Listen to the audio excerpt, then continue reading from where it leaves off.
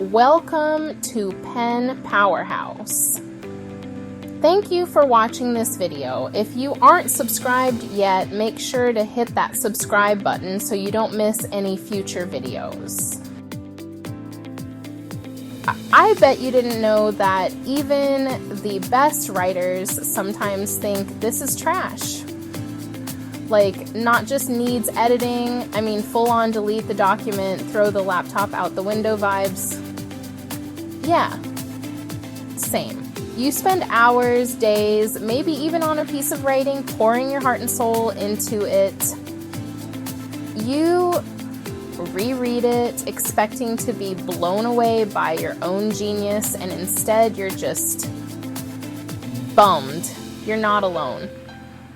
Last week, I reread a chapter I'd been hyping for months and cringed the whole way through. It happens to all of us, but here's the thing. It doesn't mean you're a bad writer, and it doesn't mean your work is unsalvageable. Here's what I do when I hate everything I've written without giving up on my work or myself. First things first, don't delete it. I know it feels like the easiest solution, but trust me, it's not the best one. The temptation is real. You're staring at the screen feeling like every word is a mistake, but trust me, you're not alone. Every writer has been there. Deleting your work is like setting fire to a table because you don't like the decorations. It's an overreaction. Sure, the decorations might be hideous, but the table itself, that's salvageable. You can always redecorate. Give yourself some space. Step away from the desk, close the laptop, and take a breather. A day, a week, even longer if you can. The more time you give yourself, the better. Time has a magical way of giving you perspective.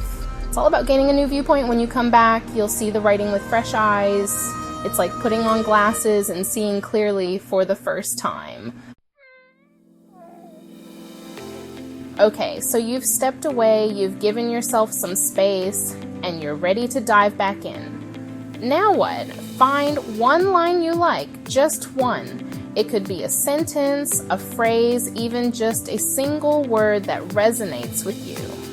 This is your starting point. It's a reminder that somewhere buried beneath the self-doubt and the cringing, there's a spark of something good. Maybe it's a particularly well-crafted sentence or a piece of dialogue that sounds authentic, or even just a description that feels vivid and true. Whatever it is, hold on to it. This one line is proof that you're not a talentless hack. It's a reminder that you're capable of writing something good, even if the rest of it feels like a dumpster fire right now. And you know what? Sometimes that one good line is all you need to get the ball rolling. It's like finding a tiny flickering flame in the middle of a dark forest. It might not seem like much, but it's enough to start a fire. Chapter 3. This is one of my favorite writing tips, especially when you're stuck. Writing can feel solitary, but this tip adds a new dimension. Read your work out loud. It might feel strange, but it's worth it, or use a text-to-speech app. These apps provide a different voice to your words. Hearing your words spoken aloud changes how you experience them. It's like your writing takes on a new life. It's like hearing it for the first time. This fresh perspective can be eye-opening. When you read silently, it's easy to skim over things. Your mind auto-corrects mistakes. But hearing it out loud forces you to confront every word, every awkward phrase. It's an opportunity to improve and refine your writing. Those awkward moments are opportunities for improvement. They're hidden gems waiting to be polished. You'll hear things you never noticed before. These details can make or break your story. It's like holding your writing up to a mirror. You see the flaws and the potential. You might not always love what you hear, but that's okay. It's part of the process. Embrace it. The more aware you are of the flaws, the better equipped you'll be to fix them. With each revision, your writing will get stronger and more compelling. So go ahead, read it out loud. You might be surprised by what you discover. If you're enjoying this video, don't forget to subscribe for more writing tips and inspiration. Chapter 4. Okay, I know what you're thinking. Kimberly, this is all well and good, but what if I hate the entire thing? What if every word feels like a personal affront to my creative sensibilities? Like every single word makes me want to crawl into a hole and die? What if the mere sight of my own writing makes me want to abandon the project altogether? First of all, dramatic much. Second of all, I get it. Been there, felt that. It's a common feeling among writers, trust me. But here's the thing. Even when it feels like everything is terrible, it's usually not. Often, it's just our inner critic being overly harsh. It's just that our brains are really good at focusing on the negative. We tend to magnify our flaws and overlook our strengths. So instead of trying to tackle the whole thing at once, which, let's be real, is just a recipe for overwhelm and despair, let's break it down. Pick one paragraph and rewrite that. Just one. It's a manageable task that won't feel as daunting. Just one. It doesn't have to be the best paragraph ever written. It doesn't even have to be good. The point is to start small, to take that first step, however tiny it may seem, to build momentum. Because here's the thing about writing, it's a process. A journey of 1,000 miles begins with a single step, right?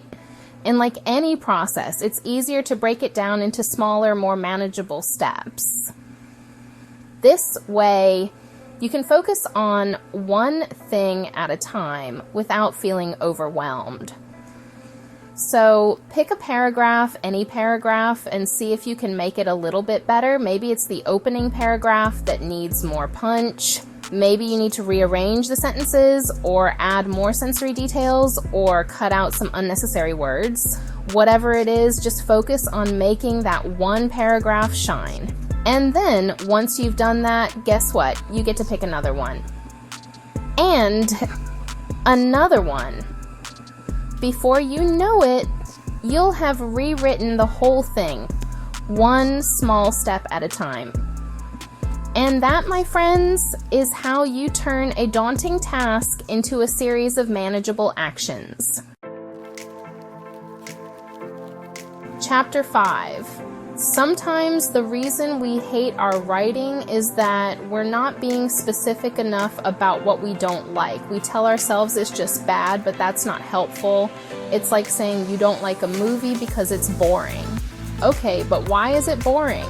Is it the pacing, the characters, the plot? The same goes for your writing. Instead of just saying you hate it, ask yourself, what specifically don't I like? Is it the pacing, the dialogue, the voice, the structure? Once you've identified the problem, it becomes much easier to fix. It's like going to the doctor with a stomach ache. If you just say, my stomach hurts, they're going to have a hard time figuring out what's wrong. But if you can tell them, my stomach hurts on the upper left side, and it feels like a burning sensation, they're going to be able to diagnose the problem much more easily. The same goes for your writing. The more specific you can be about what you don't like, the easier it will be to find a solution. So get out your metaphorical magnifying glass and start investigating. What's really bugging you about this piece of writing? Once you know, you can start brainstorming ways to fix it. Listen, the fact that you care this much about your writing, that you're willing to agonize over every word and comma, is a good thing. It means you're passionate. It means you care. And that's what matters. What you hate today might be what you fix into brilliance tomorrow. Sometimes the draft you hate ends up being the foundation for something you love. So don't give up. Keep writing, keep revising, and keep believing in yourself. Tell me in the comments, what's the last thing you wrote that made you want to scream?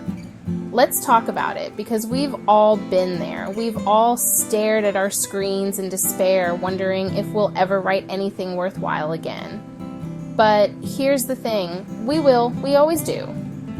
Because writers, we're a resilient bunch. We're persistent. We're stubborn. And we're not afraid to feel our feelings, even when those feelings are, this is the worst thing I've ever written, and I should probably just give up now. If you're a writer who feels like this more often than not, you've found your people. Comment below and share this video with your fellow writers. Let's support each other on this journey. Please subscribe to our channel for more content like this. Thank you for watching.